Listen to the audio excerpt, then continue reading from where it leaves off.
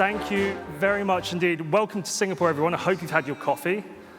I'm going to get straight into our first one-on-one CEO session. This man needs no introduction. It's Tony Fernandes. Ladies and gentlemen, give a big round of applause. Tony Fernandes.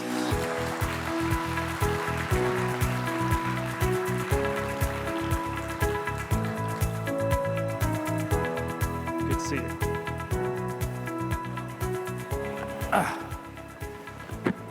Tony, welcome. Thank you very much indeed. Tell us about your digital journey.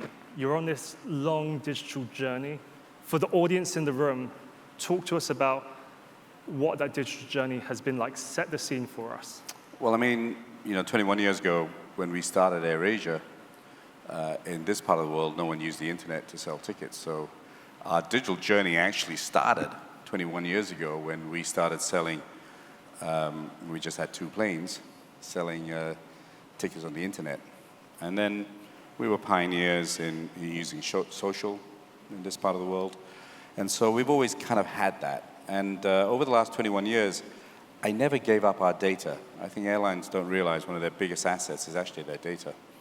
And I always kind of had very few middlemen. So we kept most of our data to ourselves. And just before COVID, I began to see the Ubers of the world and a lot of the unicorns that came up with a lot of capital beginning to do some cool things. And I thought, well, we could do that as well. And we started that process just before COVID, and then COVID came. So we accelerated in that process. And, it's been a tough journey, because obviously, without most people here would know what it was like going through COVID. It was a nightmare, but we were able to use our data to go and build some other businesses around our airline. Of course, the airline giving the major impetus, but we've created a whole 4 or 5 verticals since COVID, but it's really been predicated on airline data. And then we renamed AirAsia Group into capital A, so that we're much more than an airline. So it's been an exciting journey. We're still at the very early stages. But I think our biggest asset, 2 biggest assets, are our brand and our data. And the airline has played a huge part in that process that's enabled us to go and start a fintech company, a super app, and a digital logistics company. I go around Southeast Asia, I see your super app, you have taxis, you have a whole suite of things that are empowered thanks to the airline and the airline data. Just big picture this for me. What does it mean to be digital? People would probably like to learn a few lessons from you about having the building blocks to eventually monetize and maybe go beyond airlines. So what do you feel it means to be digital? Is it a very vertical or horizontal or a holistic thing? Wow. A lot of big words there for a low-cost guy. What does it mean to be digital? Using data, I think and even in our engineering company, this experience has been fantastic. So we've created this new vertical, Red Aviation Services, which is an independent engineering company. We took out our engineering division from AirAsia to create an independent engineering company along with our ground handling and our in-flight caterer. And because of all that we've learned in data and digital, we've applied it to engineering. So we have some of the best systems for predictive maintenance. We're saving people who use us a tremendous amount in the MRO space. So digital is really, for me, is kind of accessibility and using data to provide more efficient services. And then the third part of digital is creating an ecosystem. So what we've been able to do is people come in to buy AirAsia tickets, but then we've been able to sell them other things.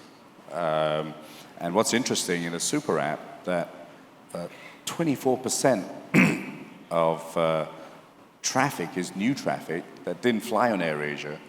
And that's just from the app? That's just from the app, right? Buying other airline tickets, hotels, and ride-hailing, and some of our fintech. And a lot of them have also converted to AirAsia. And there's been interesting things that have been happening between the premium airlines and the long-haul airlines. At the back end, their economy, tying up with other low-cost carriers on super apps. So I think digital is about accessibility. It enables me to go and build a much bigger business at a much lower cost, and using data to personalize and make the offers much more attractive. What are some of the observations you see with your peers in the industry? Because not many airlines have ventured into utilizing the data in a much more advantageous, holistic way. So what are you seeing in the industry? I honestly, I haven't really seen much. We've been so focused on ourselves. I think it's been a tough time for the airline industry. I mean, right now people will say, get your airline back before you do other things. But in our case, you can't stand still. We were the first guys to go and create a kind of franchise model, which has now become an equity model, in creating AirAsia outside of our home base. No other airline had done that. I mean, South America, I think it's happened, and now a few others have done it. So we've always kind of pushed the envelope in trying to do that. Now, we have a big advantage versus other airlines, because unless you come from a big country, we're in ASEAN, so there's 700 million people. So we're not just selling to Malaysia or Philippines. We have the whole 700 million to sell to. That gives us a big advantage. But going back to your first question, the capability of being digital enables you to empower and create new lines of revenue streams much quicker. And having that massive database that we have, which is an ASEAN database, enables us to convert much quicker with a brand that everyone knows. Are you satisfied with where you're at digitally? I mean, how far do you have to go still to we have a long way to reach your go. goals? Out of 10, are you at number 5 out of 10? Where are you? I'd say we're 3 or 4 where we are. If you're being tough on yourself, do you think you're a bit disappointed at this stage at where you're at, or you're still building the blocks? No, not at all. I mean, we've come from having 204 planes on the ground for the best part of 3 years to being able to create Red Aviation Services, super app and big pay, teleport, and start growing our airline again. So, no, I think and we've had no money, right? We haven't had some big benefactor. We've had to do this all within the constraints of keeping the airline alive. So I'm pretty happy where we are. But remember, people say, how can you take on Grab and ride-hailing and all these things? But 21 years ago, when I came from the music business, I only had 2 planes. And, most people thought I was on some incredible drugs to be going into the airline business, which I wasn't, by the way, and just Milo and Ribena. But we created something that was pretty special, and before COVID ended, we carried 90 million people, which was the 4th largest airline in Asia. So being the small boy against big guys doesn't frighten me at all. It's about getting the right business model, the right cost structure, and the right people. And I think we will eventually catch up with the big boys in ride-hailing. We have some interesting, by having digital, we're going to do some really cool things with other people. And so, we're at 3 or 4, but we'll scale up pretty quickly now. Because the airline is coming back. The biggest 2 things as an airline, and there are many airlines out here, was getting our planes back. When you hadn't serviced them for 2 years, bringing back 200 planes is a massive. Needs a lot of maintenance. Yeah, so we're now about 150 planes with 50 to go. Our engineering team have done an incredible job, and I'm hoping by end of May, June, we'll have all 200 planes back. And that gives an enormous amount of push to our digital ventures. I guess it also allows you just to focus back on the technology as well, once you've got the airline back to full health as well. I feel you've got your finger on the pulse as well when you talk about technology. So, I don't know how many of you in the room have used ChatGPT. Anyone? There you go. What do you think of ChatGPT? Is there a ChatGPT for airlines that would emerge? And are there any other things that you're looking at technology-wise to help your business? Without a doubt. There's this constant battle with our customers on having a human interface. It's just not possible when you carry 90 million people. And during COVID, we had millions of refunds and all these kind of things. And actually, starting the airline again was tougher this time round because everyone expected everything to be back to normal. When you haven't used a plane for 3 years, there are going to be glitches.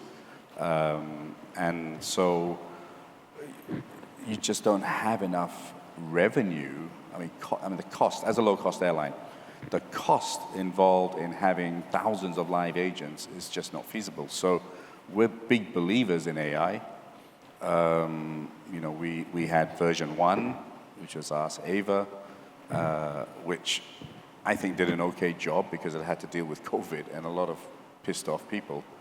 And now we have Ask Bo, which is substantially better. And this is an evolving process. It's like safety. No airline can say they're safe. It's a marathon. You're constantly improving it. And AI is going to get better and better. But for those who make the brave decision of doing it, it's the right decision because it's only going to get better and move forward. People have sent me what ChatGPT says about me or what it says about love and all these other things. And it's pretty impressive. I haven't used it, but it's pretty impressive. And it's only going to get better. Yeah, absolutely. So I'm a big believer. And I think if you don't use it, you will regret it. Do you feel you're using ChatGPT, almost the AI kind of foundations already in Ask Bo, which Ask Bo Lingham, your CEO of the Aviation Group? Yeah. Why did I call it Bo? Because Bo has been with me for 30 years. We used to manufacture cassettes together. I was CEO of Warner Music, and he was head of production. And so he's my kind of backbone, right-hand man, go-to man. Plus, it was nice to build up someone else's profile that people could attack, as opposed to me. So that was the ultimate reason. Is that when people whack me on social media, I'll say, ask Bo, not me. And I wanted to put a human to it, right? I think at AirAsia, we hate saying a spokesman said. We want to have someone accountable, and Bo is probably the most dependable and most reliable guy in AirAsia.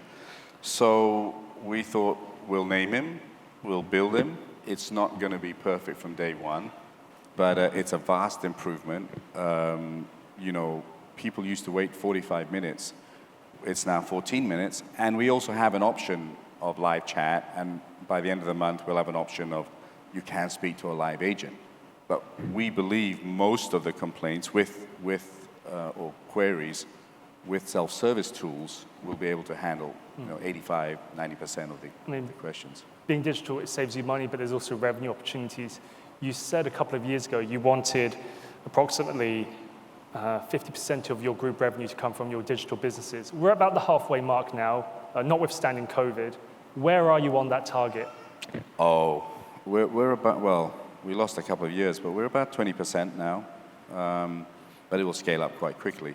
But the digital stuff, this is what I talk about, the ecosystem. The stuff we learn on the super app feeds back into the airline. So our ancillary income is going through the roof because we now can apply that digital stuff into even our cabin crew, right? So they know the passengers better.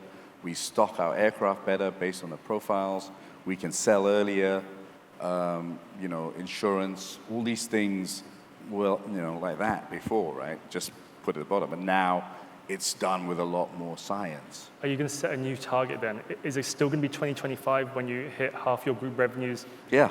Or is it going to be a little bit later? Or are you still confident? No, I'm pretty confident.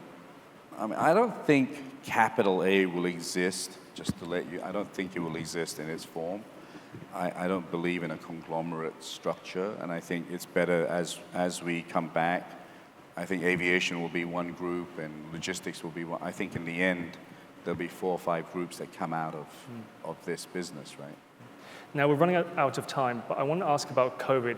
What did COVID mean for your business? Did it help accelerate the digital transformation in many ways? Because fundamentally, you have no revenue from your airline. No, it definitely did. It makes sense to leverage the ride-hailing, the super app business. Yeah, COVID is still, when you mention these things, and occasionally when you go to an airport and you see a PCR test, it's like, Yeah, it's unbelievable, right? Now, taking back of course it did, because we had nothing else to do. So when you're at home on a Zoom call, you drive these things quicker, right? There are two ways of dealing with COVID. Put your head in the sand and cry and run to the government every 2 seconds, or try and do something. I mean, there were times I cried, by the way. But generally, I'm an optimist. I am a fighter. We never give up. And so we were able to go and build these things. So COVID definitely accelerated it. We wouldn't be, in 21 years, we've never had a freighter. We're now getting 3 freighters. That's 100% because of COVID. We learned that there's a huge business opportunity in last mile, first mile in terms of logistics. So there were some benefits in COVID, but I hope that's the last virus we see for a long time. Yeah. I'm going to ask one more question. What's your outlook for the platform economy? The super app, I feel, is in that platform economy ecosystem. You've got the likes of Gojek, you've got Grab. But these are businesses which are not doing well at the moment. They're sounding warning signals on profitability, on growth. What does it mean for you as a business, as a company, and how you're thinking about growth in Southeast Asia? They've been cutting jobs. Do you see a need to cut jobs in the digital business? Well, we came from a very different angle, right? So I think airlines, we're trained better because we generally are always tight on cash, right? Where those unicorns came with enormous amounts of cash being thrown at them. We're a hard-nosed marketing company. We know how to get customers. We know how to fill planes. 60% of our routes were routes that were never done before. We went from 2 planes 21 years ago to 200. And while some of these platform companies have basically grown by giving away their product, right? Shareholders, they give them tons of money. They've given free rides, free food, all these other things. So now, I always said to my staff, at some point, reality bites. And at some point, investors are going to say, when are you going to make money? And so that cash has dried up. And so that's a great leveler for us, because now you have to compete on your business, on cost structure, etc. Right? So it's the same thing as what I went through in the airline business when you had to compete against government-owned airlines that had huge amounts of taxpayers' money. So I think it's a great opportunity for us. I do believe in the platform. I think it needs to be specific. I think some platforms are really wide. So we're very clear on mobility of money, mobility of people, mobility of boxes. That's our expertise. And still optimistic about the future. Yeah, it can't be any worse than the last 3 years. So look, we're here. It's fantastic to see no one wearing a mask. That's a great. Well, no, there's one man there. Sir, I'll give you a free ticket to Wuhan. We're starting next week. Please see me afterwards. But you don't need to wear a mask anymore. It's over. To tell you the truth, this is the first event, the first day where I've been fully unmasked for the first time in 3 years. So yeah, no, it's great. Coming to Changi, seeing airports. It's the first time. When you go to the airport, you hate seeing queues, but I'm really happy to see a queue. I never complain about being stuck in a security queue anymore, because it was a disaster for the airline business, and I think every airline that's still alive deserves a hell of a lot of respect. I'm tremendously optimistic. Fares are good. I hope airlines behave. I think for too long, airlines have underpriced their product. In most cases, it's more expensive to take a taxi from downtown KL to the airport than fly on a low-cost airline to Penang or even Singapore. So I think airlines have, as I said to Bloomberg just now, it's not high prices. We're pricing to a realistic price. I think people are prepared to pay because they didn't have travel for a long time. So I hope airlines have been their biggest enemy because they've either put on too much capacity and got too excited, or decided to fight with the only thing they know, which is fare. But I think right now there's a lot of discipline in the market. I think it's time for airlines to really begin to have a good return on capital. And I think digital has enabled us to build a much more exciting ancillary business than what was there before. Well, we look forward to seeing your progress over the next 24, 48 months. Yeah, and last thing, you know, to all the audience, if they're smart, from now on they'll only fly on AirAsia, even if they work on another airline. And if you want to do business with Tony, he's on stage, but he's going to go off stage right now. Tony, thank you very much indeed. Round of applause, everyone. Tony Fernandes. Thank you.